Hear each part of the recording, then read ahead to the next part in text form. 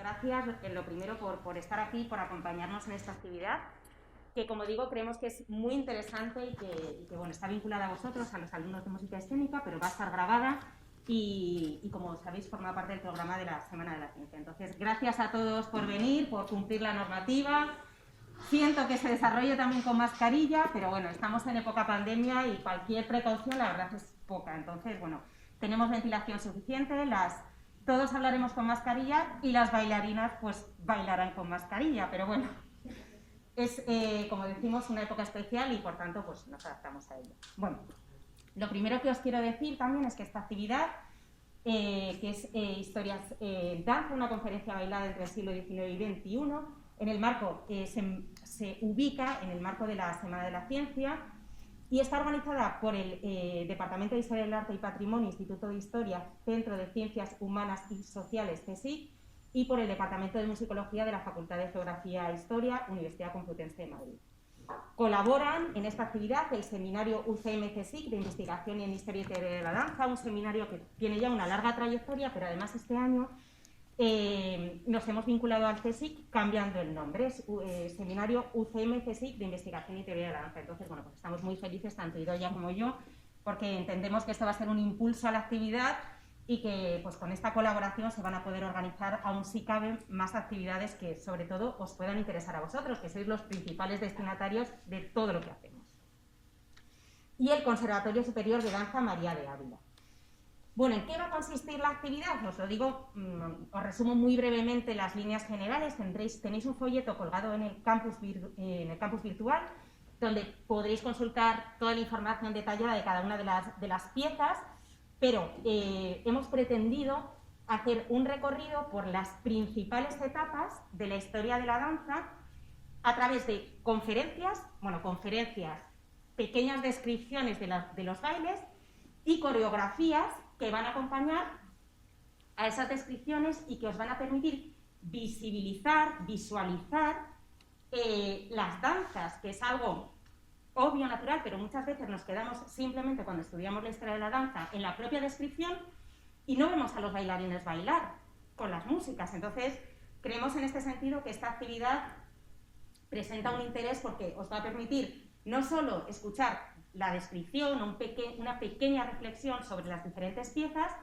sino ver bailar a los bailarines. Entonces, bueno, pues esperamos que os guste, que lo disfrutéis, que también aprendáis, que os quedéis con esas pequeñas referencias, que abréis esa pequeña ventana a la historia de la danza, que, como digo, se vincula a la asignatura de música escénica y en la que tanto Luis como yo pues ponemos todo el interés porque comprendáis de la mejor manera posible. Bueno, poco más. Doy la palabra a Idoia Murga, que bueno, es codirectora de la actividad y desde el CSIC nos ha dado todo su soporte y mucho más, que bueno, va a terminar esta introducción. Muchísimas gracias. Gracias, Inma. Y dejad los aplausos después para las bailarinas. Solamente quería reiterar que tenéis el programa en el campus virtual y lo vais a tener también disponible en el ámbito de difusión de la actividad de la Semana de la Ciencia, en digital CSIC, el repositorio institucional, donde podéis consultar también esa documentación en abierto, y la actividad la colgaremos también en el canal de YouTube del seminario, con lo cual también, junto a otras conferencias, otras intervenciones y actividades en el marco del seminario, podréis volver a ver tranquilamente la actividad de esta mañana. Y simplemente quería deciros, para aquellas personas que no tengáis acceso ahora con el móvil o el ordenador a ese programa, simplemente quería presentaros cuál va a ser el esquema, los números que vamos a ir siguiendo con esas pequeñas intervenciones teóricas y prácticas. En primer lugar, hablaremos del ballet romántico, que presentará Alejandro Coello, y se bailará un extracto en torno a la Sílfide, una pieza de 1836, con coreografía de Auguste Bournonville, que está adaptada y recreada por la bailarina Sara Benítez, con la música de Hermann Severin Lovenskild. En la segunda pieza hablaremos de la Escuela Bolera, presentada por Raquel López Fernández, y Laura Daganzo va adaptado y interpretará el Olé de la Curra. En tercer lugar, la danza modernista de principios del siglo XX, estará presentado por Alejandro Coello. Un extracto se bailará a continuación en torno a Narcissus, un ballet una pieza de 1904 con coreografía de Isadora Duncan, que está adaptada y recreada por Mar Rodríguez Valverde a partir de la documentación que se conserva en el Isadora Duncan Archive, con música de Frédéric Chopin. En cuarto lugar, hablaremos de la danza española estilizada, presentado por Raquel López Fernández. Se bailará el tango Tachito, que interpretó Antonia Mercé, la argentina, adaptada por Laura Daganzo. En quinto lugar, pasaremos a la Modern Dance estadounidense, que presentará Inmaculada Matía, y Mar Rodríguez Valverde bailará un extracto en torno a Lamentation, una pieza de 1930 con coreografía de Martha Graham, que, como digo, adapta y recrea Mar.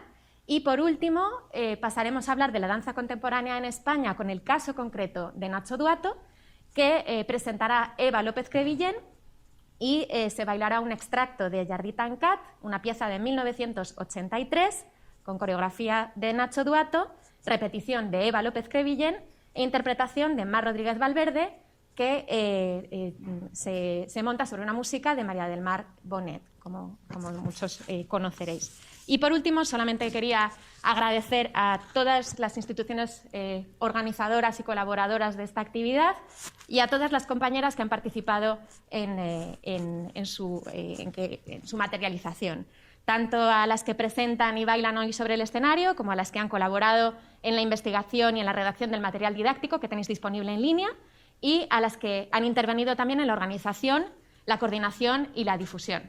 Y también muchísimas gracias a todas y a todos vosotros por vuestra presencia hoy aquí presencial, y a las personas que nos seguirán en línea. Que disfrutéis. Muchas gracias. Gracias a todos.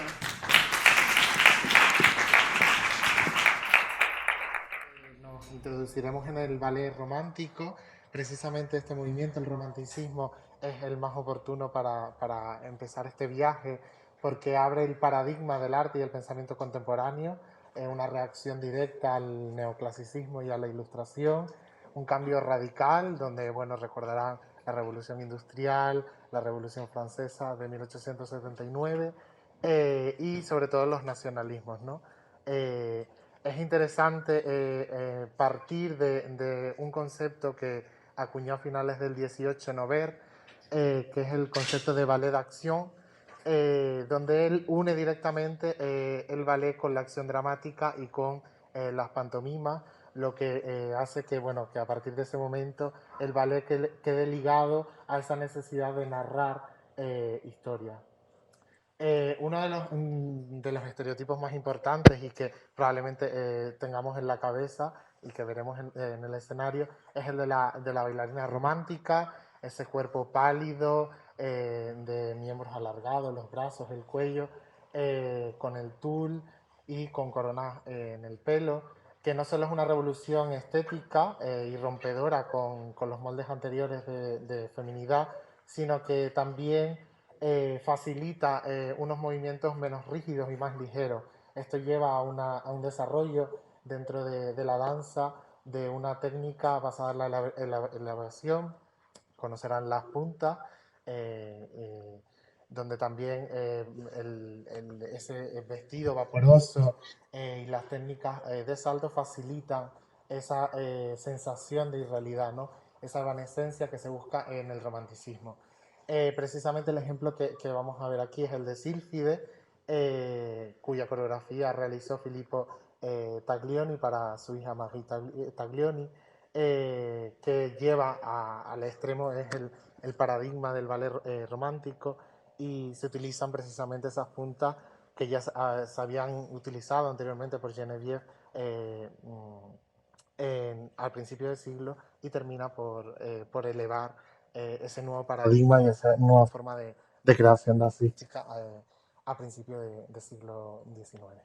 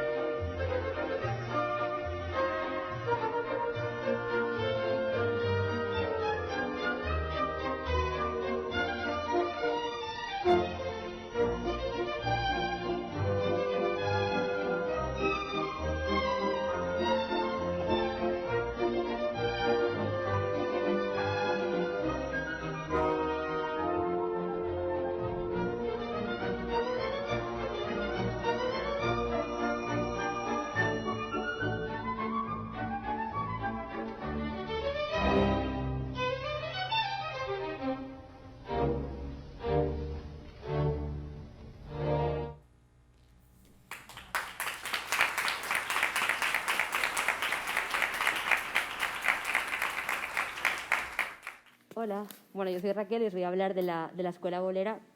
No me voy a entretener mucho, así que simplemente daros unos tips rápidos sobre qué es la escuela bolera, que podéis ver también en el programa.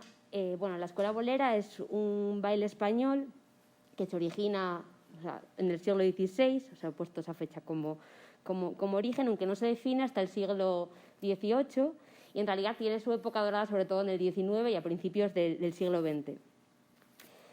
Bueno, ¿qué es? Una definición un poco como más de diccionario, ¿no? Es un conjunto de pasos, de figuras y de movimientos que resultan de la reelaboración y codificación de bailes populares y de bailes teatrales o de escena.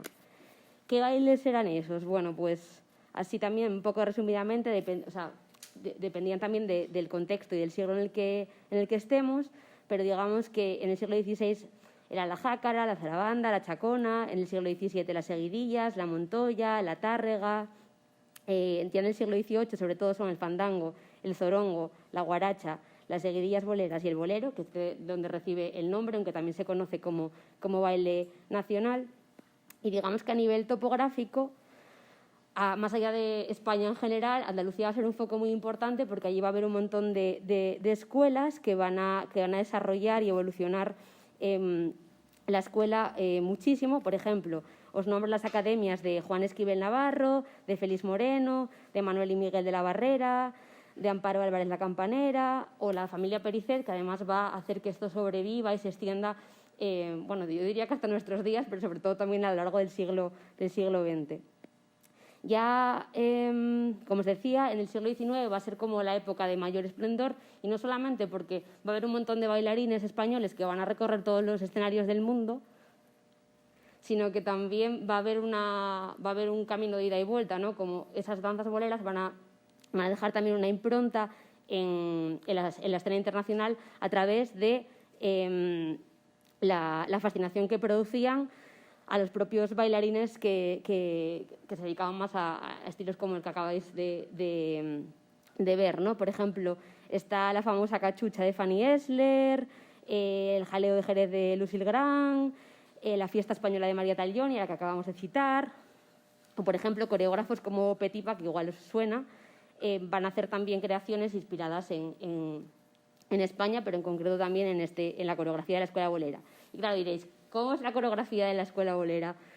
Yo creo que en este caso vale mucho más verlo que me escuchéis a mí contarlo, pero os puedo dar también unos destellos de lo que sería interesante que os fijaseis, que es que, si bien es cierto que en esa estilización de las danzas populares que os dije y teatrales hay una impronta también de la escuela franco-italiana, o sea que vais a ver cosas que os van a recordar un poco a lo que acabáis de ver en la escena, ahí tiene dos características, sí, yo diría que dos, esenciales, que la diferencian, que es el uso de palillos o castañuelas, eso lo vais a sentir rápido, y luego aparte hay un mayor dinamismo, sobre todo en el tren superior. Hay una cosa que se conoce como el braceo español, que vais a ver también identificar muy, muy rápidamente, que tiene que ver con el movimiento de los brazos.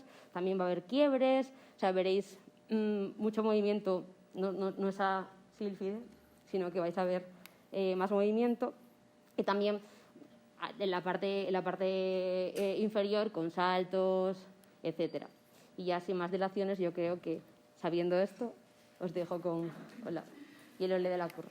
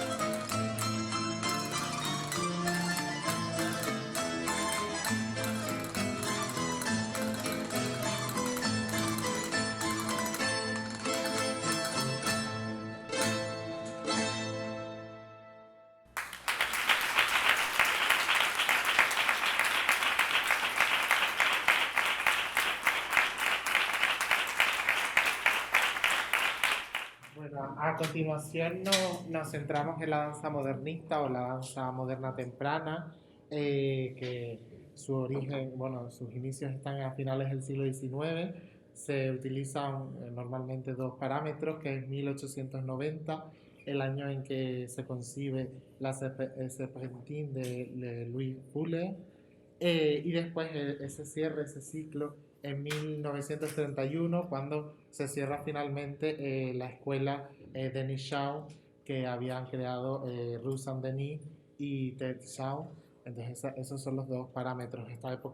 Esta etapa se puede dividir en dos. En un primer momento más basado en ese repertorio individual que crean cada una de las bailarinas, y una segunda etapa en la que empiezan a crear escuelas y a proyectar todas esas investigaciones que habían realizado.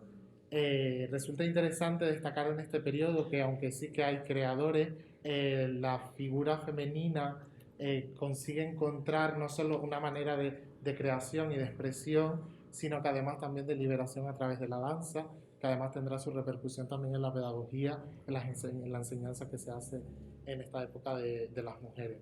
Son tres las figuras más destacadas, todas de origen estadounidense: Isadora Duncan, Louis Fuller y Ruth Saint-Denis, aunque las tres siguen itinerarios totalmente diferentes, y aunque su origen, su nacimiento haya sido en Estados Unidos, la realidad es que bueno, visitaron muchas partes del mundo, y sobre todo el foco parisino será el lugar en el que se muevan las tres, cada una en diferentes vertientes. En el caso de Fuller, investigará sobre la luz, investigaciones científicas a partir de toda esa fascinación que tuvo por las vidrieras de las catedrales. Ruth Saint-Denis irá por un corte más orientalista, basándose en la cultura de Asia y de Oriente Próximo, que es una de las, precisamente, de las líneas más importantes o de mayor proyección. Recordemos figuras como Mata Hari o Tortola Valencia. Y por último, Isadora mirará al mundo clásico en una búsqueda de la ruptura, ¿no? Todas tenían esa visión de ir en contra del ballet académico. Entonces consigue ver en todas esas visitas que hace al British Museum o al Louvre, encuentra esa experimentación, ¿no? De toda esa cultura visual, que se apoyará también por todos los músicos que también tenían esa fascinación por la cultura clásica, y entonces ella lo explorará a través de su cuerpo, y precisamente la bailarina que recreamos a continuación.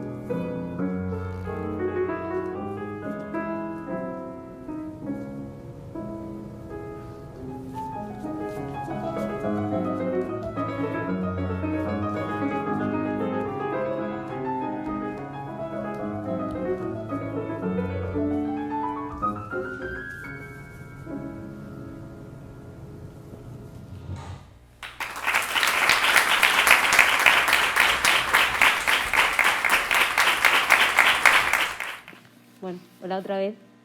Me toca hablaros de la danza española estilizada y en concreto de Antonia Mercé, la argentina, pero antes, para los que no lo sepáis, os tengo que hablar no se puede hablar de Antonia Mercé sin hablar de los ballets rusos.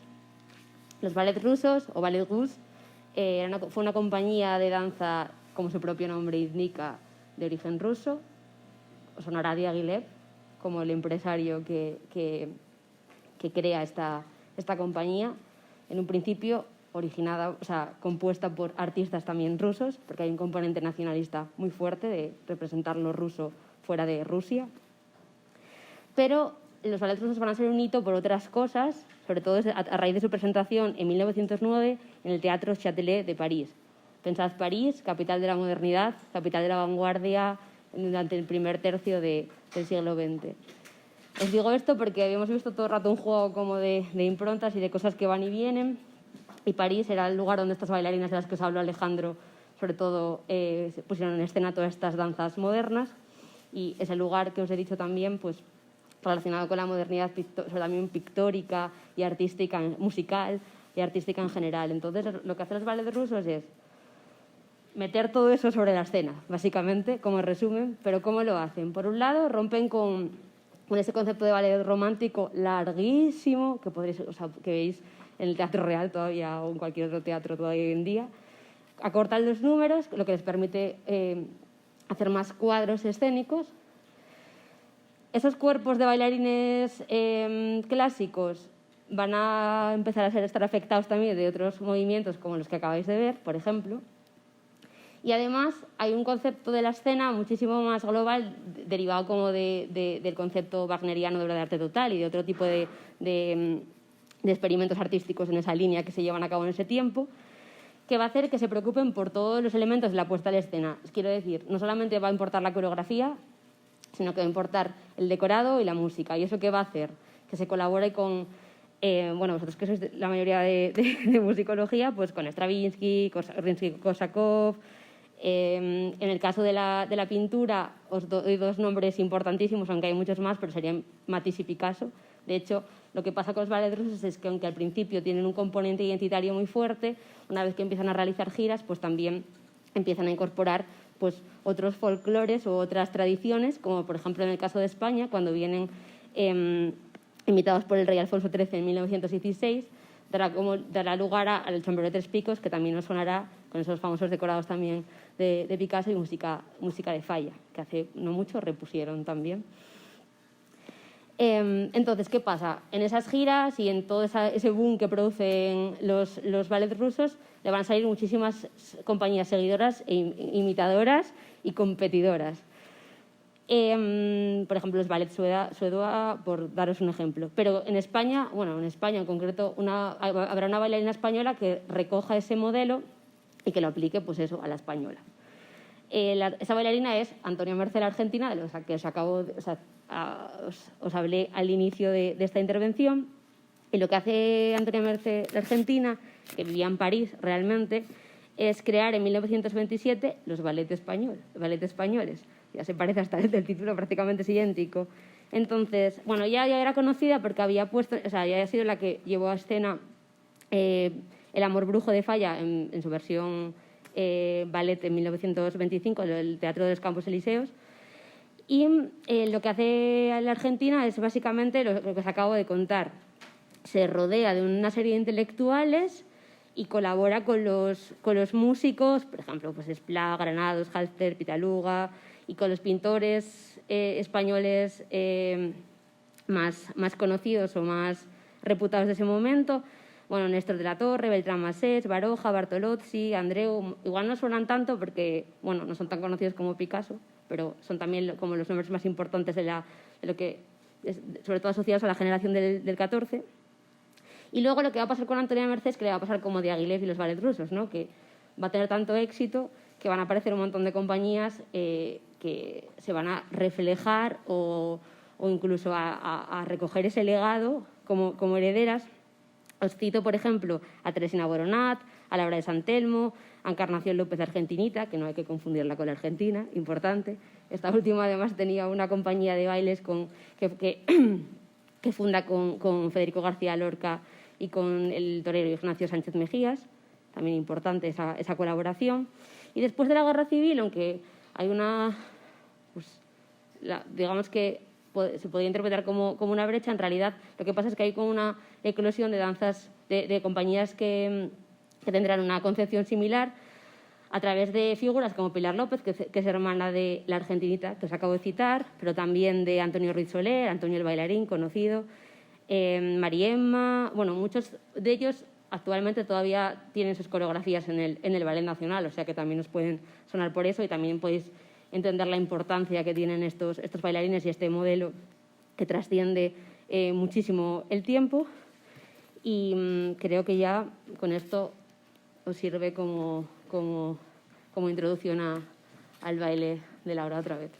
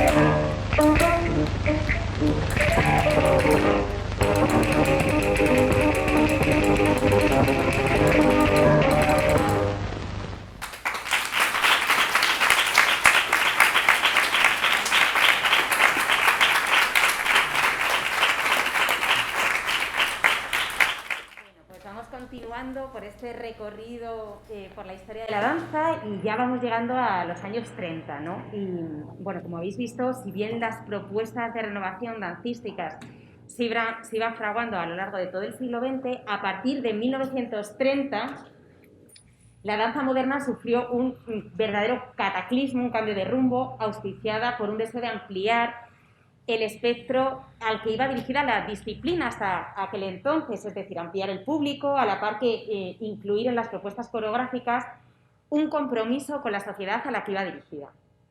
Este nuevo paradigma encuentra sus raíces en el descontento, la lucha, el desprecio por el ballet institucionalizado, el establishment, y sobre todo por un tipo de representación encorsetado con coreografías dirigidas a una élite y cuyos libretos reproducían el romanticismo del siglo XIX. Es decir, se trata de luchar contra todo eso. Y Martha Graham, que es la siguiente autora de la que vais a ver la coreografía, no permanece ajena a estos cambios. E influida por todo ello, y además por las corrientes existencialistas, especialmente a través de figuras como Jean-Paul Sartre, y las propuestas socialistas, transforma su manera de entender el ballet, la danza, con una estética que fijaba su centro no tanto en la producción coreográfica, entendida como artificial, sino en el individuo como parte neurálgica del movimiento, ¿no? A partir de este presupuesto, Martha Graham conseguía expresar y hacer visible una parte esencial del ser humano, el dolor, que lo vais a ver reflejado, como digo, en esta coreografía. Por oposición, y tomando como referencia el ballet del siglo XIX, mucho más etéreo, liviano, en la que el esfuerzo o el sufrimiento no tenían cabida, sin embargo, en la danza de Martha Graham pasa todo lo contrario, ¿no? Se expresa al individuo de manera poliédrica, nos expresan todos los sentimientos que acompañan al individuo, que incluyen, por supuesto, el dolor, el sufrimiento. Nacida en Pensilvania en 1894, bueno, pues Graham se forma de manera aficionada hasta que a los 22 años funda su propia compañía de danza, la Compañía de Danza de Martha Graham, espacio en el que desarrolla todos sus presupuestos dancísticos estéticos.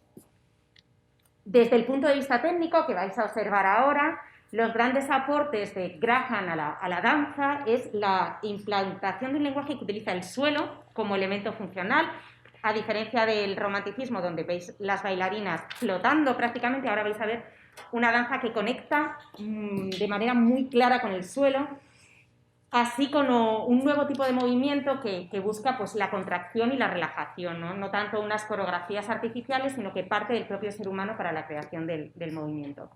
Y poco más. Os dejo con la coreografía. Muchísimas gracias a todos y disfrutadla.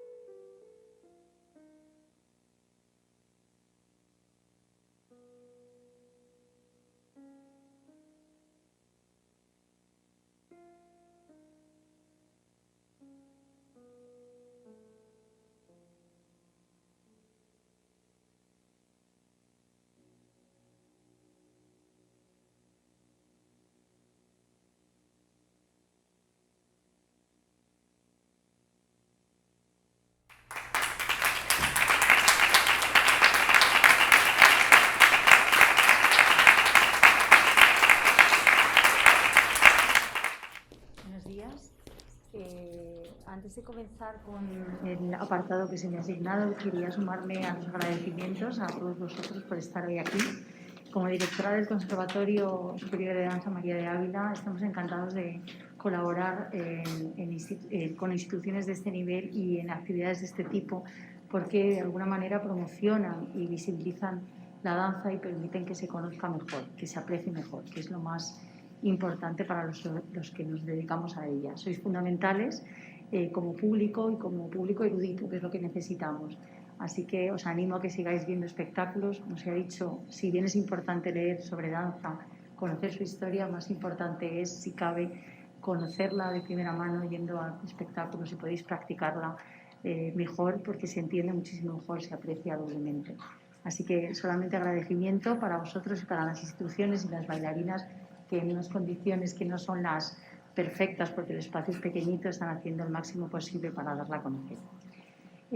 Bueno, como os decía, se me ha asignado la figura de Nacho Duato como máximo exponente de la danza contemporánea en España. Sí que quería decir que no es el único, hay que reconocer el trabajo de otros grandes coreógrafos españoles, pero sí que creo que tiene ese lugar predominante porque alcanzó cotas altísimas. La Compañía Nacional de Danza, que dirigió entre 1990 y 2010, alcanzó cotas de reconocimiento internacional hasta ahora no igualadas. También a nivel nacional consiguió, a través de la Compañía Nacional de Danza, promocionar esta disciplina artística en la sociedad y que se dinamizara muchísimo, como digo, llegando a niveles mundiales de reconocimiento.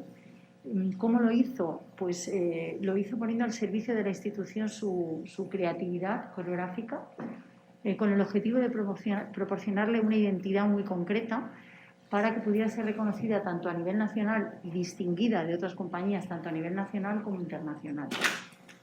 Es un coreógrafo que se caracteriza por una extrema profesionalidad, por un nivel de exigencia, de autoexigencia y de exigencia hacia las personas que trabajan con él tan elevado que al final los resultados son excelentes. Si bien la compañía estaba estabilizada en el sentido de tener una trayectoria desde 1979, que se crea, hasta 1990, que es cuando él toma la dirección de la misma, sí que había pasado por 4 direcciones y no tenía un estilo muy concreto. Por eso él, a través de la creación hecha a medida de los bailarines que tiene en la compañía, empieza y consigue dotarla de esas señas de identidad que la hacen reconocible tanto su trabajo como la propia institución. ¿Cuáles podrían ser las características de la compañía en este periodo, en estos 20 años? Fundamentalmente la calidad, la creatividad artística de Duato, la personalidad de los intérpretes y también su alto nivel técnico y artístico. Indudablemente es un periodo muy amplio como para que el propio trabajo de Duato se vaya transformando en el mismo. Es verdad que es el momento en el que él, ahora hablo del autor, adquiere el rol de director, que no había tenido nunca, había compaginado el de intérprete con el de coreógrafo. Ya era coreógrafo cuando llega a España y coreógrafo reconocido. Inicia su labor en el Netherlands Dance Theatre bajo la guía de Jiri Kilian, y en este tiempo tiene no solamente una actividad muy prolífica como intérprete, pero como coreógrafo. Crea 33 obras originales para la Compañía Nacional de Danza, 2 para la Compañía Nacional de Danza 2, que era la compañía junior, que conecta el mundo de lo académico con el mundo profesional, era la compañía de tránsito, digamos, para ser profesionales, algo que también se hace bajo su mandato, es una novedad que ocurrió en España bajo su mandato.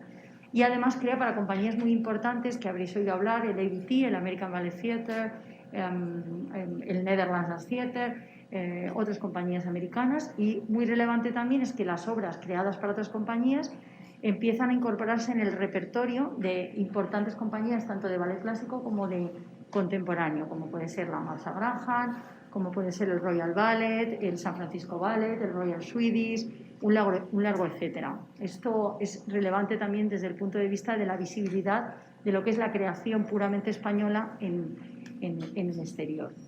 ¿Cómo se puede definir su estilo? Pues es un estilo ecléctico que se mueve entre 2 polos, entre la danza clásica académica, que habéis visto algunos ejemplos, y la danza moderna contemporánea, de la que también se ha hablado. Es un estilo que no es de ruptura, es de transición, como el de su mentor. Es un estilo, como digo, que mezcla los parámetros más esenciales de la danza clásica académica, que él exige al bailarín que sea capaz de adaptarlo a sus requerimientos expresivos, y que se caracteriza por dar la libertad al torso que exige la danza contemporánea y la danza moderna. Y también las dinámicas son más propias de la danza moderna y contemporánea.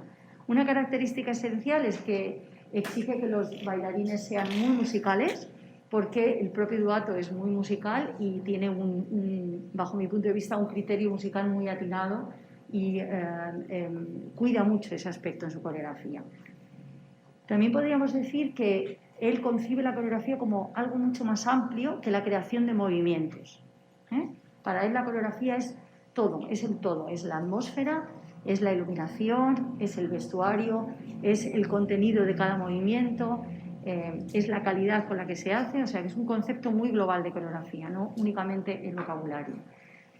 También se caracteriza por tener ciertas dosis, podríamos decir, de pasión mediterránea, que bajo mi punto de vista tiene que ver mucho con el lugar donde él ha nacido.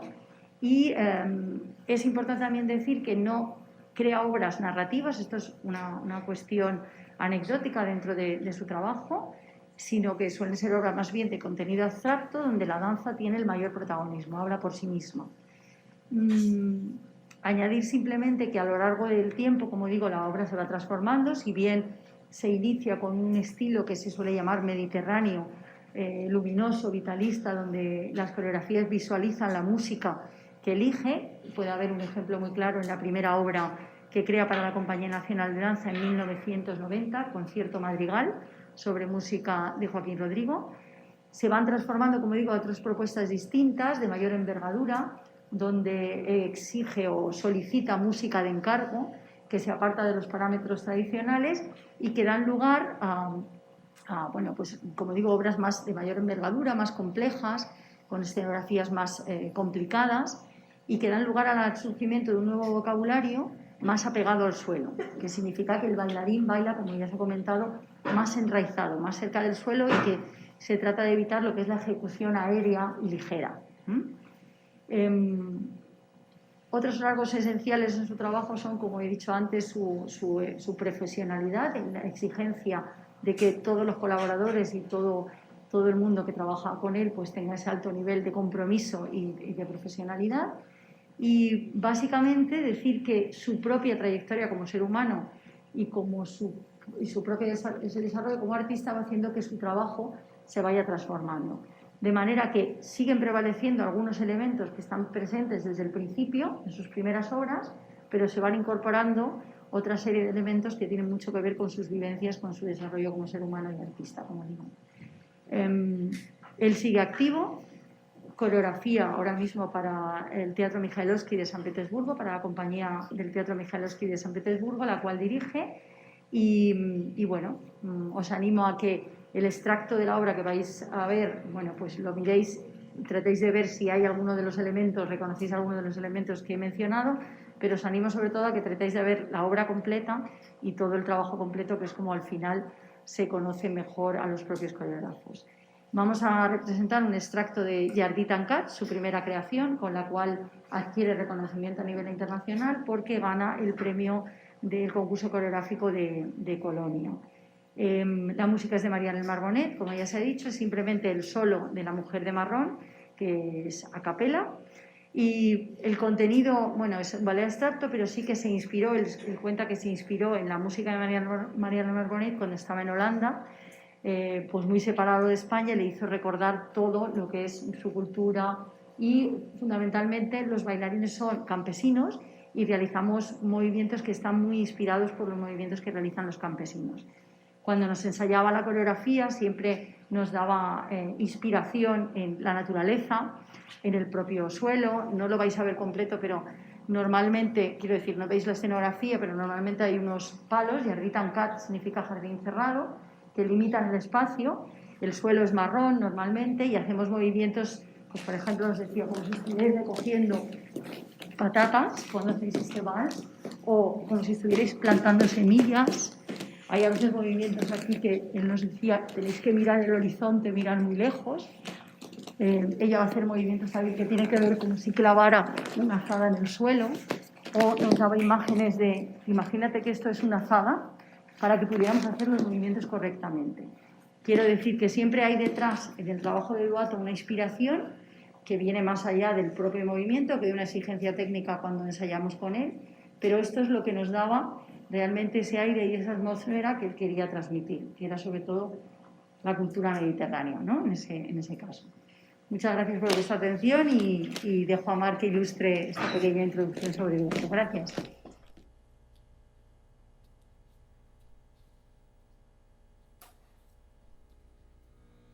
Estava aquí m'abrasar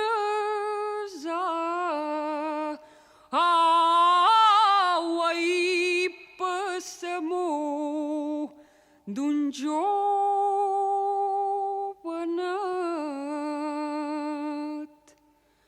Com més bevia, més set. I s'aigua no me saciava. Com més bevia, més set. I s'aigua no me saciava.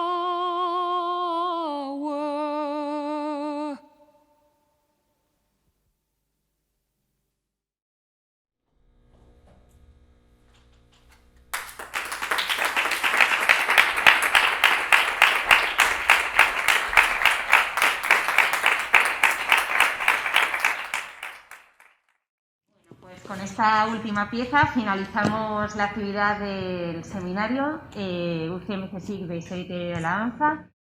Gracias de nuevo a todos por el esfuerzo que habéis hecho en venir, como digo, en estas circunstancias complicadas, no solo en venir, sino os he notado durante toda la actuación pendientes, muy presentes en la actividad, y eso de verdad es de agradecer.